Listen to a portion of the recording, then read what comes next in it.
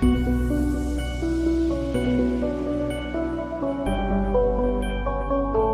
everyone, in this video we will learn how to use the XLOOKUP function in Google Sheet. A powerful tool to search and return matching values easily. Let's get started. What is XLOOKUP?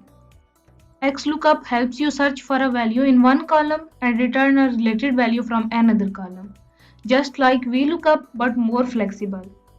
It works left to right, right to left and even handles missing values better. We have a small table here. Product name, product code, price.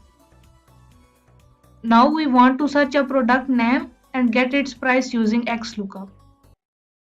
Click on an empty cell and type this formula.